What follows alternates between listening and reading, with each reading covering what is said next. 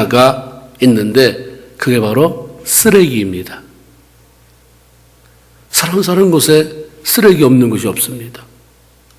우리 동네는 매주 월요일마다 쓰레기를 치워가기 때문에 아침 일찍 기도하러 교회 오다 보면 각각 집 앞에 2개의 통이, 하나는 노란색으로 된 뚜껑, 하나는 까만색으로 된 뚜껑, 그걸 갖다 내놓습니다. 한 통에는 음식물 찌개기 같은 것들을 비닐봉지에 담아서 거기에 내놓고, 다른 통에는 재생이 가능한 종이, 박스 같은 거 담아서 내놓습니다. 이걸 보면서, 야, 굉장히 많은 쓰레기가 쏟아져 나오는구나. 한 번이 아니라 매주마다. 많은 이 쓰레기들을 처리할 수 없어서 집안에 한 구석에 쌓아놓거나 길바닥에 집어 던져 버린다면 어떤 일이 발생하게 될까? 여러분 다 경험해봐서 아시겠지만 특별히 이런 여름 같은 때는 얼마나 심한 악취가 납니까? 버려야 될 때 버리지 못하고 그냥 두면 거기서 구더기 같은 것이 생기기도 하고 나중에 벌레가 생겨서 사람을 괴롭게 하게 되고, 더 나아가서 이것은 엄청난 사회적인 문제거리가 될 것입니다. 그런데 감사하게도 모든 동네 마찬가지지만 저희 동네에는 약속된 월요일이 되면 미화원 아저씨들이 찾아와 쓰레기를 쳐가고, 사람들도 자기 집 쓰레기를 잘 처리해서 함부로 밖에 버리지 않습니다. 너무나도 당연한 일인데 이런 일들을 무시하고 길거리 아니면 잔디 위에 아무렇게나 쓰레기를 버려서 냄새를 피우고 불쾌감을 주는 그런 경우를 종종 만나기도 합니다. 사람들은 그런 걸 보면 얼굴을 찡그리죠. 그러면서 의식 수준이 낮다, 시민의식 수준이 낮다, 수준이 낮아서 그래, 이런 말을 한마디씩 내던지곤 합니다. 그런데 쓰레기는 우리의 일상적인 삶 가운데만 있는 게 아니라 예수 믿고 살아가는 신앙인의 영적 삶에도 생겨난다고 하는 사실입니다. 그런 영적 쓰레기 가운데, 우리 안에 자꾸 생겨나는 영적 쓰레기 가운데 하나가 뭐냐면 바로 염려라고 하는 것입니다. 하나님은 내일을 꿈꾸며 기대하게 하시지만 사단은 자꾸 염려거리를 가져다 줍니다. 염려는 사단이 가져다 주는 거기 때문에 사단이 존재하는 한 우리의 삶 가운데 염려의 쓰레기는 매일 발생할 수밖에 없습니다. 중요한 것은 염려가 있느냐 없느냐, 그걸 따지기 전에 내가 염려를 어떻게 처리하며 살아가느냐 하는 거죠. 우리가 생활 쓰레기를 매일 제때 처리해 버리는 것처럼 염려라고 하는 쓰레기를 깨끗하게 잘 처리해 나갈 때 우리의 영적인 그런 수준을 높여갈 수 있는 것이고, 그런 사람을 믿음이 있는 사람이다 라고 말할 수 있죠. 기도는 많이 하는데, 봉사는 많이 하는데 이런 쓰레기를 잘 쳐내지 못한다고 했을 때 진짜 어떤 믿음을 가지고 있는 것인가? 우리는 혼동할 수밖에 없습니다. 염려는 아직 오지 않은 내일, 내가 감당할 수 없는, 너무너무 고민만 하게 만드는, 머리만 아프게 만드는 그런 문제들이 생겨난 것도 아니고 생겨날 것을 생각하면서 미리 걱정에 쌓이는 것, 우리가 그걸 염려라고 말합니다. 염려 가운데는 실제로 생기지 않을 것도 훨씬 더 많죠. 어떤 분은 90% 이상은 생기지도 않는 걸 염려한다. 이게 어떤 통계인지는 알 수 없지만 그만큼 많다는 것입니다. 다 우리의 염려는 내일 때문입니다. 내일. 아직 오지도 않은 내일 때문에. 그래서 마태복음 6장 44절에 보면 주님이 이렇게 얘기해요. 내일 일을 위하여 염려하지 말아라. 염려하지 말아라도 많지만 내일 일을 위하여 염려하지 말아라고 꼭 집어서 말씀합니다. 내일을 기대할 수 있으면 오늘을 만족해하면서 기쁘게 살아갈 수 있지만 내일에 대한 염려가 많으면 쫓기게 됩니다. 불안해하게 됩니다. 그러니까 못마땅해 하게 돼요. 그러니까 삶이 행복해질 수가 없어요. 나는 기도하는데 예배 열심히 드리고 봉사 많이 하는데 왜 행복하지 않을까? 그래 다 이유를 알 수 없지만 그 중에 하나, 나는 염려를 잘 처리하고 사는가? 그렇게 다 하면서 염려를 끌어안고 살지는 않는가? 한번 점검해 보면 많은 부분이 해결해질 것 같습니다. 염려라고 하는 단어에는 허물어뜨린다, 찢는다, 쪼갠다 이런 의미가 들어있습니다. 염려는 허물어뜨려요. 우리의 희망을 허물어뜨립니다. 염려를 가지고 있는 한 희망이 안 생겨요. 염려를 하기 시작하면 어떻게 할까, 이렇게 할까, 저렇게 할까 자꾸 마음이 나누어지고 결단을 못하니까 불안해지는 거예요. 자꾸 불안해져요. 염려는 사단이 주는 건데 사단의 특징이 뭡니까? 거짓의 압이라고 하잖아요. 사단이 주는 염려는 거짓이 굉장히 많아요. 거짓을 사실처럼 말합니다. 이미 우리에게 용서받은 죄나 약점들을 가지고 끌어들이고 물고 늘어지면서 자꾸 우리를 정죄합니다. 그러면서 아무것도 아닌 문제를 크게 확대시켜 우리를 불안하게 만듭니다. 그러므로 염려가 많은 사람은 사단의 꾀에 속아서 부정적인 사람이 될 수밖에 없고 매사에 자신감이 떨어질 수밖에 없는 것입니다. 우리 주님은 염려에 대해서 뭐라고 말씀하시는가? 우리가 삶 속에서 닥치는 문제가 있을 때 주님 이거에 대해서 뭐라고 말씀하시는가? 주님은 신앙생활에 대해서 뭐라고 말씀하시는가? 내가 기업인으로 사업을 운영할 때 뭐라고 말씀하시는가? 국민으로 살아갈 때, 남편으로 살아갈 때, 부모로 살아갈 때 뭐라고 말씀하시는가? 예수 믿는 사람이 찾는 그 매뉴얼은 바로 성경이죠. 주님 뭐라고 말씀하시는가? 염려에 대한 주님의 말씀은 아주 단순하고 확고합니다. 염려하지 말아라. 이 명령이에요. 염려하지 말아라.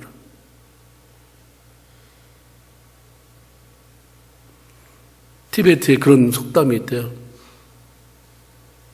염려할 것이 없어서 염려하지 않는다면 염려할 게 뭐냐. 그런 게 있다는 거예요.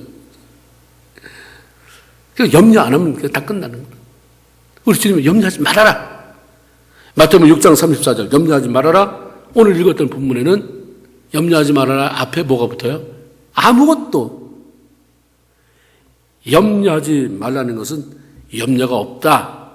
염려 찾아오지 않는다. 예수 믿는 사람에게는 어떻게 염려가 찾아오냐 이런 의미가 아니라 염려가 찾아오지만 그래서 환영하지 말아라.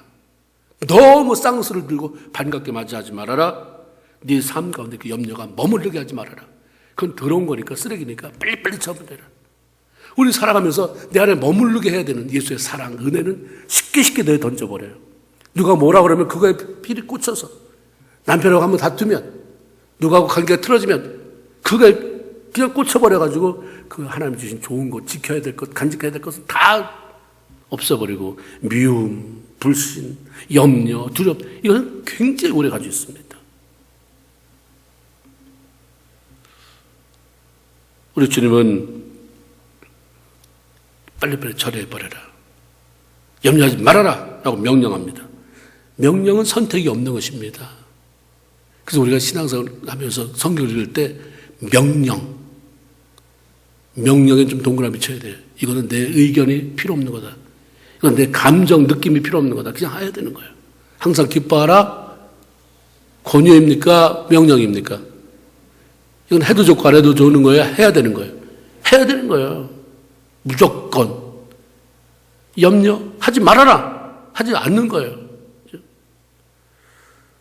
그러게 성경에 나오는 믿음의 수준이 높은 사람들은 하나님 말씀하면 그대로 살아요. 염려할 상황에 염려하기보다 높은 영적 수준을 보이면서 하나님 앞에 가까이 나가죠. 염려하면 원망이 따라옵니다. 원망은 하나님과 나와의 관계를 깨뜨리고 나와 너와의 관계를 깨뜨려 버립니다. 여러분 잘 아는 것처럼 구약에 욥이라는 사람이 있지 않습니까? 하나님의 은혜와 축복 가운데 굉장히 다복하게 살았어요. 자녀들도 많고 소유도 많고 염려 없어요. 늘 평안하게 살았는데 어느 날 그 가정에 하나님의 허락하에 사탄의 시험이 찾아왔습니다. 갑자기 살아가는 자녀들이 폭도들에게 죽임을 당하기도 하고 폭풍 가운데 그냥 죽게 되기도 하고 양과 낙타 수많은 소유물들이 하루아침에 다 죽어 나가 자빠지고 그 돌보던 종들도 죽습니다. 얼마나 절망적인 상황이 벌어졌습니까? 그런 상황 앞에 욥이 놀라운 고백을 합니다. 욥기 1장 21절에 내가 엄마 뱃속에서 나올 때 뭘 가지고 나왔냐? 적신으로 나오지 않았느냐? 그러니까 그걸로 가지 뭐. 근데 뭐 가진 게 있다고 욕심부려? 하나님을 거둬가셨나 보지. 주신 자도 하나님이시고 취한 것도 하나님이시니 내가 염려하면 뭐하고 원망하면 뭐 할 거냐? 하나님이여 영광 받으세요. 이게 천사의 얘기가 아니라 우리와 같이 숨쉬며 살았던 한 믿음의 사람, 욥이라는 사람의 고백이었다고 하는 것입니다. 성경이 그것을 해석해줘요. 이렇게 했다 욥이 이런 상황 때문에 범죄하지 아니하고 하나님을 향하여 어리석게 원망하지 않았다. 염려하고 원망하면서 하나님 앞에 죄를 짓는 하지 않았다라고 그렇게 그에 대해서 평가를 내려줍니다. 염려하면서 절망적으로 생각하지 않으니까 원망하지 않는 거예요. 염려가 많으면 결과는 꼭 원망이에요. 염려하다 보면 내가 왜 돈 때문에 염려하지? 남편이 무능하구나. 남편 좋은 사람 만났으면 돈에 대한 염려가 결국 사람에 대한 원망으로 가고 결국 다툼과 분열로 이어지게 되는 거죠. 사단은 기가 막히게 끌고 가요. 전혀 관계도 없는데 처음에 시작은 그게 아닌데 기가 막히게 파괴하는 쪽으로 끌고 가는데 놀라운 것은 예수 믿는 사람이 너무 잘 걸린다고 하는 거예요. 너무 순수하게 잘 끌려간다고 하는 사실입니다. 욥의 어려움은 거기서 끝나지 않았습니다. 이번에는 자기 몸의 머리부터 발끝까지 종기가 나서 고생을 하게 됩니다. 얼마나 가려운지. 이런 모기 하나 물려도 얼마나 가렸습니까? 욥이 제위에 올라가서 사기 조각으로 얼마나 가려웠으면 몸을 득득 긁는데 그런 모습을 내려다보는 믿음의 거장이라는 남편 욥 얼마나 한심스러웠겠어요. 아내의 심정이 어떻겠어요? 이 여자가 끝까지 중보하면서 남편이 믿음대로 살려고 하는데 왜 저렇게 힘듭니까? 도와주세요. 견디게 해주세요. 나도 실망치 않게 해주세요. 이랬으면 이 사람 길이 남을 여인 됐을 텐데 욥기 2장 9절 이건 제 얘기가 아니라 그 여자의 얘기입니다. 그의 아내가 그에게 이르되 당신이 그래도 이렇게까지 하시는데도 자기의 온전함을 굳게 지키겠느냐? 하나님을 욕하고 죽어라. 이걸 공동 번역에는 이렇게 해석을 해놨어요. 그래 이 지경이 되었는데도 아직도 믿음을 지키겠다 이 말입니까? 참 속 터지는 양반 다 보겠네 이렇게 써 있어요. 차라리 하나님께 욕이나 실컷 퍼붓고 죽는 편이 낫지 않겠어요? 가뜩이나 막 흔들렸다고 한다면 내가 뭔가 잘못 살아가고 있나 보다. 흔들렸을 텐데 욥기 2장 10절에 그렇게 말해요. 우리가 하나님 앞에 복을 받았으면 재앙을 받는 것도 마땅한 거 아니냐. 하나님이 하시는 거니까 복 줄 때는 복 주고 내가 필요하면 그 재앙 같은 것도 내려주시고 이러면서 거기 뭐라고 쓰냐면 이 모든 일에 욥이 입술로 범죄하지 않았다. 입술로 범죄가 뭡니까? 염려, 불평, 원망 이게 죄예요. 근데 이걸 습관으로 달고 다닌다고 그래요. 이건 습관을 넘어선 죄인데 죄를 달고 다녀요. 남그 도둑질한 거는 회개하는데 내 입술에 죄, 원망, 불평, 염려, 근심, 걱정이 붙어있는 것은 잘 회개 안 해요. 고치지를 않습니다. 그러니까 삶의 변화가 없어요. 엄청난 일을 겪으면서도 욥은 염려하거나 걱정하지 않았습니다. 그러니까 자연히 하나님 향해 원망도 생기지 않아요. 어떻게 그럴 수 있었습니까? 내 삶의 모든 게 하나님 손에 있는데 아까 말한 것처럼 내가 있으려고 해서 이거 누리고 사는 거냐? 하나님 주셨는데 하나님 거둬가셨느냐?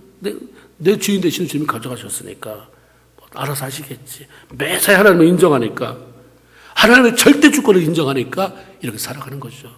그게 가능했던 것입니다. 주님은 우리에게 어떤 경우에도 무슨 일로든 염려하지 말아라 명령하십니다. 그럼 우리 주님은 왜 그렇게 단호하게 우리에게 염려하지 말라고 말씀하시는가?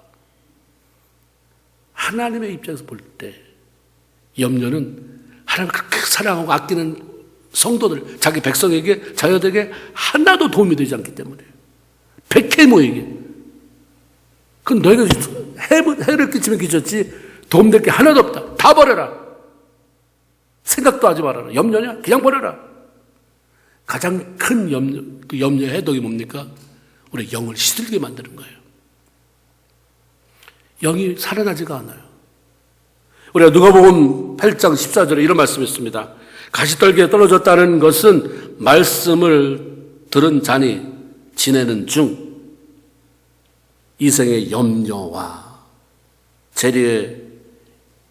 재리와 일락의 기운이 맡겨 온전히 결실치 못하는 자요. 밭에 떨어진 씨가 자라고 있는데 그 옆에 있던 가시떨기가 더 크게 빨리빨리 자라면서 햇빛을 막아버려요.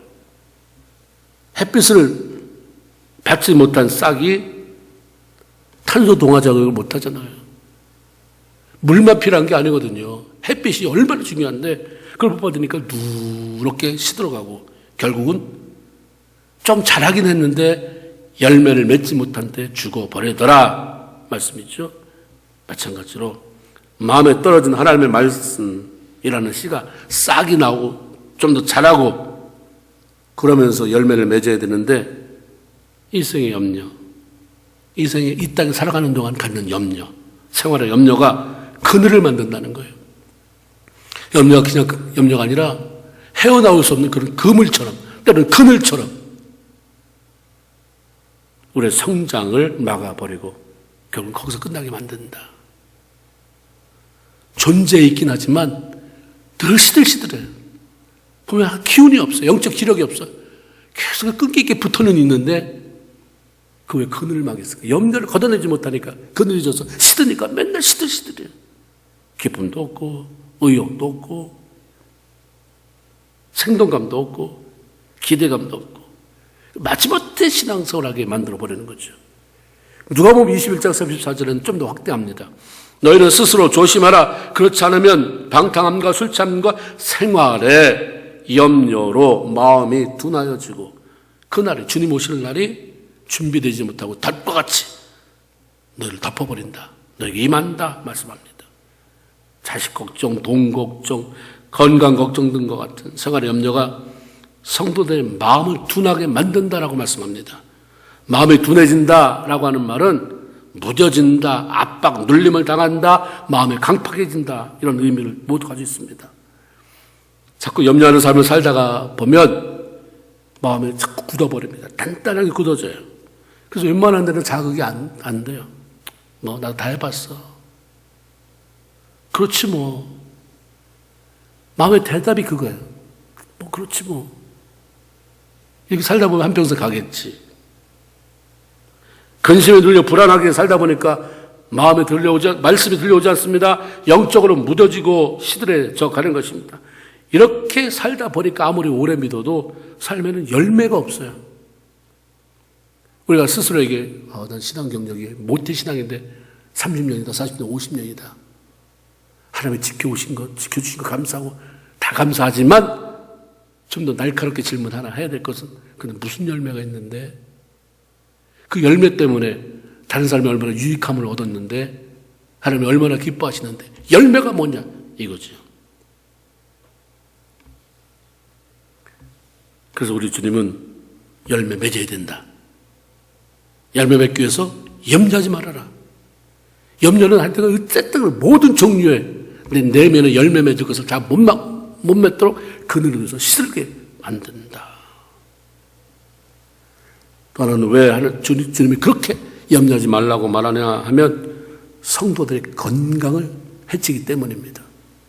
하나님 우리가 건강하게 사랑하는 자가 내 영혼이 잘된 같이 네가 범사가 잘되고 강건하여지기를 원한다.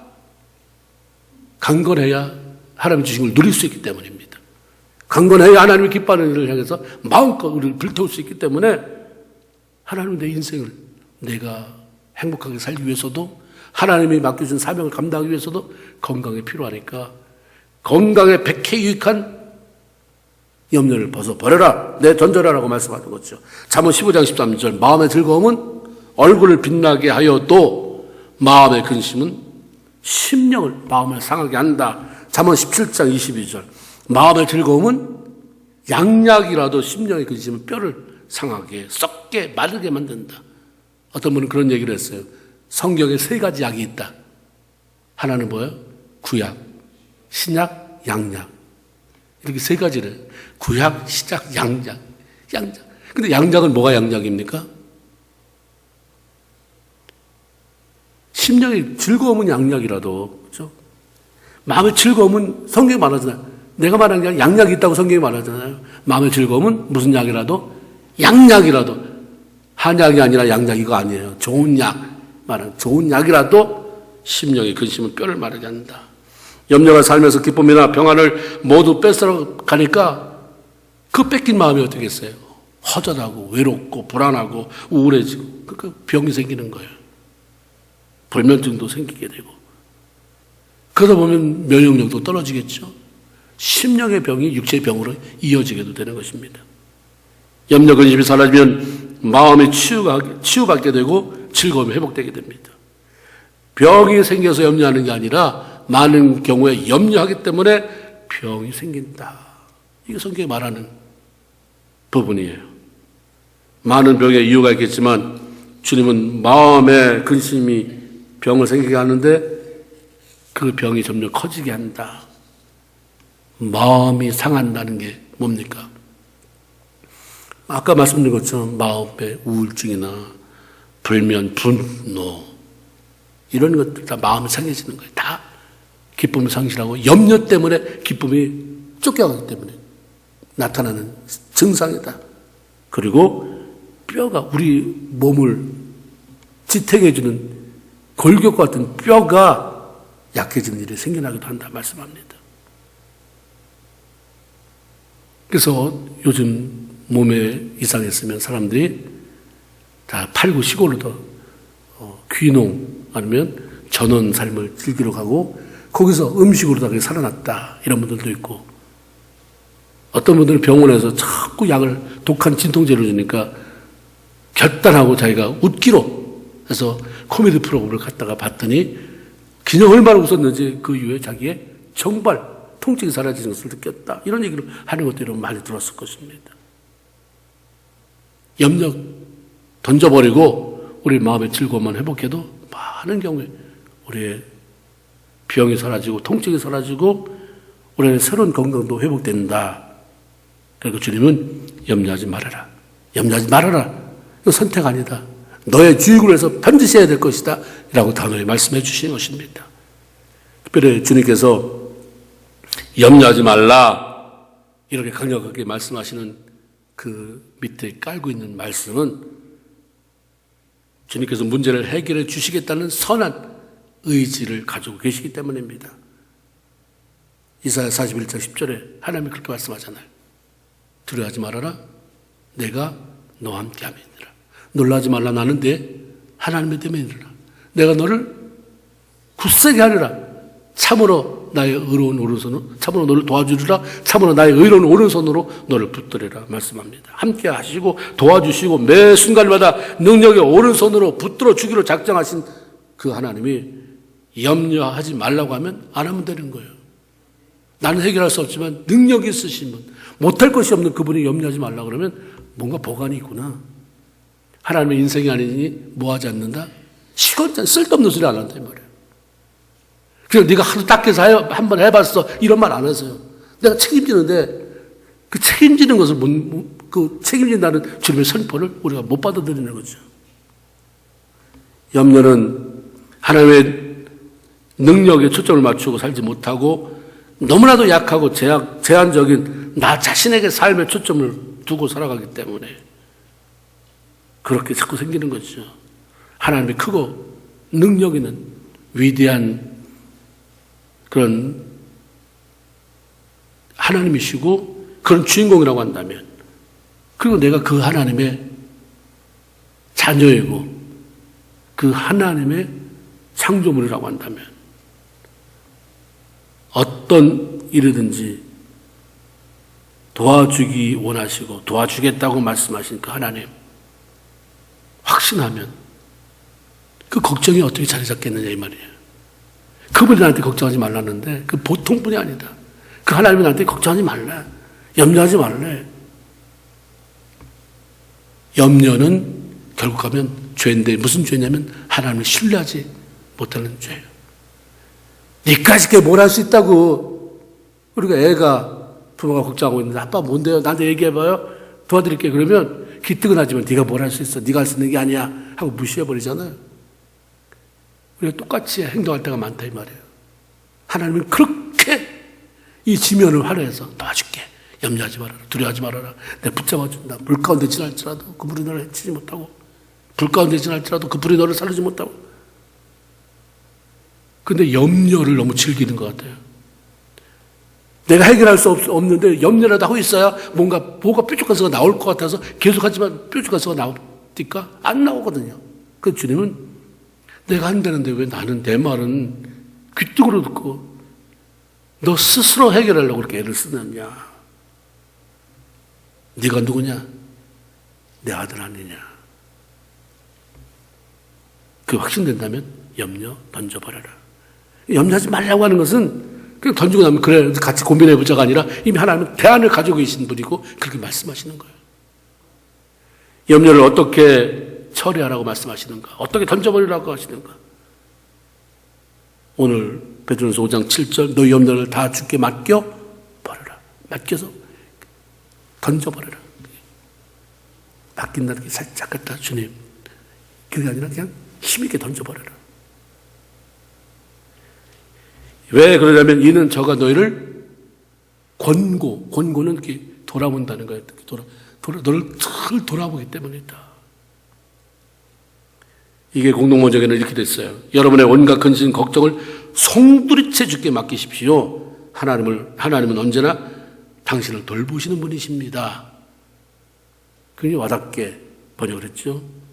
가장 지혜롭고 능력 있는 삶은 할 수 없는 것들 때문에 염려하고 부딪히고 고민하면서 살아가는 것이 아니라 능력의 주님을 붙잡고 그분 앞에 그냥 던져버리고 살아가는 것입니다. 우리는 뻔뻔하지 말아야 될 때는 뻔뻔하고 뻔뻔해야 좀 약간 좀 뻔뻔해야 될 때 뻔뻔하지 못하는 그 신앙생활을 제대로 잘 못하는 경우가 많은 것 같습니다. 지금 용서한다고 했으니까 기도하고 회개하고 용서받은 것에 대해서 당당하게 용서받은 죄인으로 당당하게 근데 우리는 사단이 정죄하면 자꾸 쪼그라들고 스스로 나는 이런 사람이다 그래서 자기를 제한시키면서 자신 없게 살아갈 때가 많아요. 근데 사람들 앞에서 그렇게 안 해도 되는데 자기 자존심을 내세우기 위해서 이게 사실도 아니고 다 거짓이고 허풍인데도 뻔뻔스럽게 해야 되는 사람도 얼마나 많습니까? 좀 당당해라. 너 그럴 자격이 없지만 네 인간적으로 보면 그럴 자격이 없지만 내가 너 아버지라고 말하지 않느냐. 그러니까 내가 얘기한 걸 믿고 나가라. 당당하게 요청해라라고 말씀합니다. 누가복음 12장 25절 26절에 너희 중에 누가 염려함으로 그 길을 한 자나 더 할 수 있느냐. 거기까지 끝나면 염려한다고 하면 되는 게 없구나. 거기서 끝날 수 있지만 그 다음 이어지는 게 뭐냐면 그런 지극히 작은 것이라도 능치 못하거든 어찌 다른 것을 염려하느냐. 여러분이 애쓴다고 해서 길을 1인치나 크게 할 수 있습니까? 억만금을 싸들고 누구한테 부탁한다고 해서 그렇게 할 수 있는 게 아니거든요. 우리는 불가능한 일이 주님이 지극히 작은 것이라고 얘기해요. 그래서 주님이 아주 지극히 작은 것인데 마음만 먹고 하려고 그러면 못할 일이 어디냐 이 말이에요. 우리 주님께 우리의 삶, 모든 염려를 맡기고 살아갈 때 한계를 뛰어넘는 삶을 살게 되는 것이고 더 이상의 염려가 아니라 하나님을 기대하는 삶으로 우리 인생이 바뀌게 된다라고 말씀하고 있는 것입니다. 맡긴다고 하는 것은 그럼 도대체 내가 맡겼는지 안 맡겼는지 어떻게 하느냐. 맡긴다는 것은 기도하는 거예요. 빌립보서 4장 6절 7절 아무것도 염려하지 말고 모든 일에 기도와 간구로 있고 할 것을 감사함으로 하나님께 아뢰라. 아무것도 염려하지 말아라. 염려하지 말아라. 내가 말한 거니까 염려하지 말아라. 근데 그게 힘들어. 그거 아세요. 저절로 안 되는 걸 알아요. 거기에 대한 확신을 가져.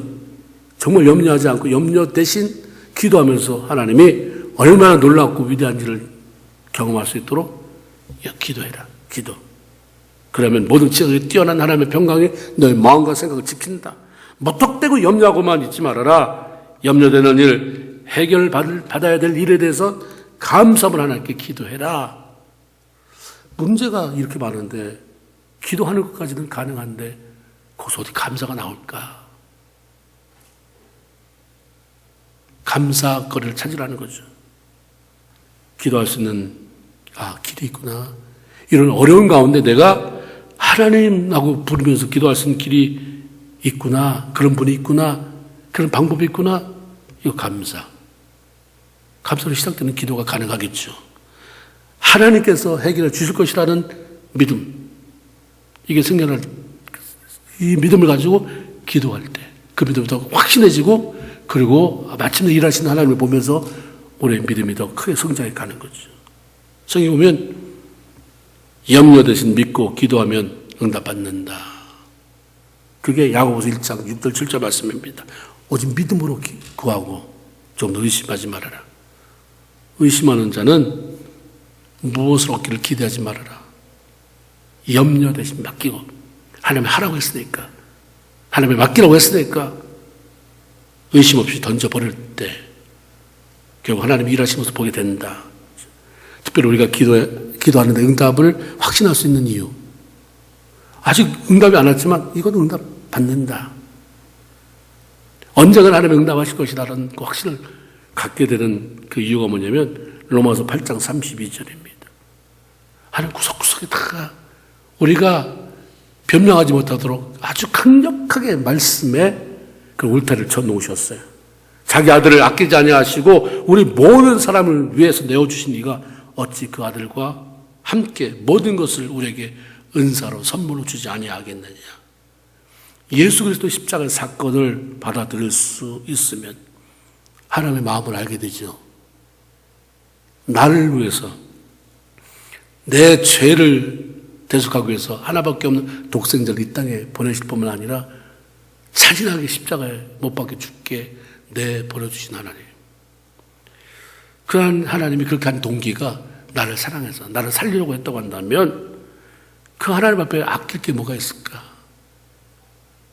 나를 살리기 위해서 아들을 죽였는데 그래서 살아난 내가, 하나님의 자녀가 된 내가, 아버지 이런 염려 있습니다, 이거 해결해 주세요 하는데 그건 이제 네가 알아서 해.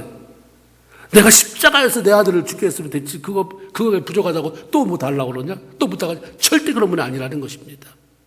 아버지 이런 마음이구나. 저도 아낄 곳이 없는 분. 그분 앞에 그냥 쏟아 놓는 거죠. 풀어 놓는 거예요. 풀어 놓으면 됐지 뭘 염려하냐 이 말이야. 염려하다 보면 잡생각이 생겨요. 기도하다가 염려가 싹 서랍히면 그 다음에 그 염려가 나한테 각본을 써줘요. 거기서 기도는 딱 닫혀버리고 막 각본 쫓아가다 보면 벌써 시간이 지나가 버렸어요. 직장 가야 되는데, 일 가야 되는데, 그러면 그 다음에 다음번에는 더 열심히 기도해야 되겠다, 염려 뿌리치고 기도해야 되겠다, 이런 생각 드는 게 아니라 내가 여태까지 기도했는데 이것밖에 안 된다는 또 자책감이 사로잡으니까 이게 자꾸 반복되는 거예요. 나 믿음으로 나가야 돼. 힘들고 어려운 시기를 기도하면서 염려를 내던지고 하나님의 평강을 경험했던 다윗이 이런 고백을 합니다. 주여 내가 무엇을 바라려? 내 소망은 주님뿐입니다. 자기가 염려할 때는 평안함이 없는데 던지고 하나님 앞에 기도하니까 하나님 응답하시는 걸 경험하잖아요. 내 평생에 그렇게 살아야 되겠다. 내가 뭘 바라려? 주님만이 내 소망입니다. 내 영혼아 잠잠히 하나님만 바라라. 대전 나의 소망이 저를 쫓아 나는도다. 다윗이 소망을 죽게 두고 살아갔다는 것은 염려를 뛰어넘는 삶 살았다는 거예요.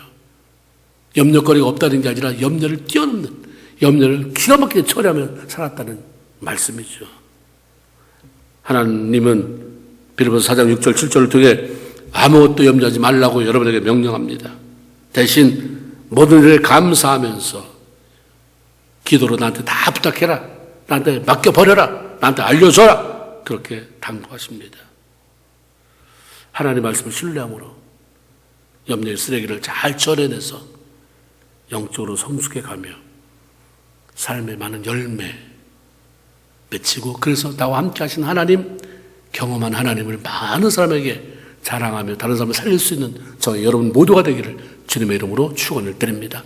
아멘. 기도합시다. 하나님 고맙습니다. 오늘도 복된 성일에 저희들을 주 앞에